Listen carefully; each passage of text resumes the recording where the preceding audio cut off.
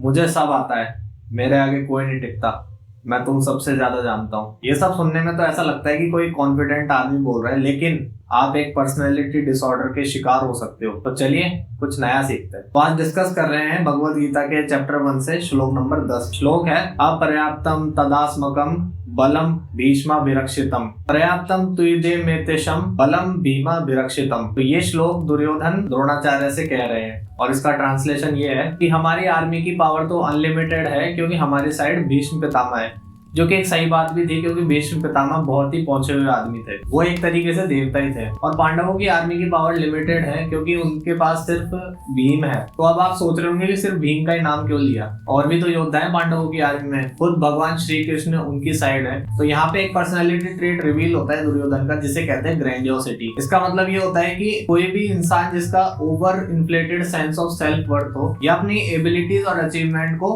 Over estimate करता हो। तो इस बात को ऐसे समझा जा सकता है कि आप अपने कैरेक्टर के बारे में क्या ओपिनियन रखते हो। आप बहुत ही बढ़िया, आप ग्रेटेस्ट हैं, लेकिन मैं उससे थोड़ा सा बेटर हूँ।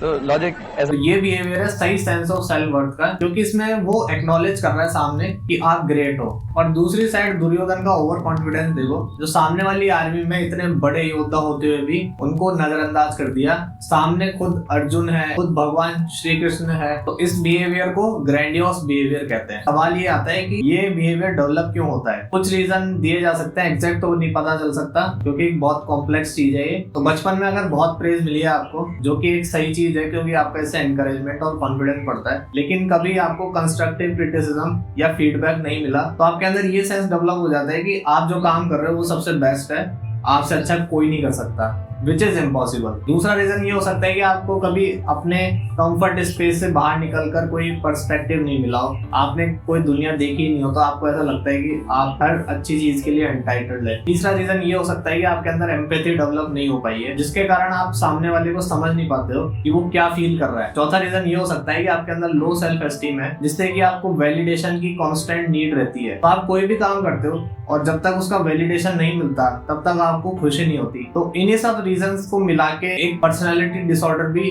हो सकता है आपको, अगर आप उसके एक्सट्रीम एंड पे हो, जिसे अपन कहते हैं नार्सिसिस्टिक पर्सनालिटी डिसऑर्डर, एनपीडी। इस डिसऑर्डर का कोर सिम्टम जो है ग्रैंडियोसिटी है। अब इसका मतलब ये नहीं है कि ग्रैंडियोस बिहेवियर अगर किसी का है तो उसको एनपीडी है, लेकिन वाइस वर्सा ट्रू है। इस डिसऑर्डर को एक सिम्टम के ऊपर डायग्नोस करना सही नहीं रहेगा, इसलिए आपको साइकेट्रिस्ट, साइकोलॉजिस्ट से कंसल्टेशन लेनी चाहिए प्रॉपर। इस बिहेवियर को अपन और रियल लाइफ सिचुएशंस के एग्जांपल्स के थ्रू देखते हैं। पहला एग्जांपल है कि अगर आप एक जॉब इंटरव्यू दे रहे हो और आप अपनी क्वालिफिकेशंस, एबिलिटीज बहुत बड़ा चढ़ाकर बता रहे हो, लेकिन जैसे इंटरव्यूअर ने कोई आपको स्किल्स दिखाने के लिए बोला, एक्चुअल में कोई सवाल पूछ लिया आपके स्किल्स के रिगार्डिंग, तो आप उस चीज का जवाब नहीं दे पा रहे हो, आपकी हवा निकल गई है उधर। तो इसका मतलब ये है कि आप अपने दिमाग में तो बहुत खुद को सुपीरियर मान रहे थे, लेकिन एक्चुअल में आप वैसे हो नहीं। दूसरा एग्जाम्पल लेते हैं स्कूल का। आपने कभी तो ग्रुप प्रोजेक्ट्स में हिस्सा लिया होगा, तो आपने एक चीज नोटिस की होगी कि उस ग्रुप में एक बंदा ऐसा होता है जो हर बात में अपनी टांग अड़ाता है, जो ये चाहता है कि उसका हर डिसीजन में इनपुट हो और फाइनल डिसीजन भी उसका ही माना जाए। और अगर बाकी लोग कुछ आइडिया देने की कोशिश कर रहे हैं तो वो उसको साफ नकार देता है बिना कुछ कंसीडर किए हुए भी। तीसरा एग्जांपल है रिलेशनशिप का। तो अगर दोनों में से कोई एक इंसान अपने आप को बहुत सुपीरियर मानता है,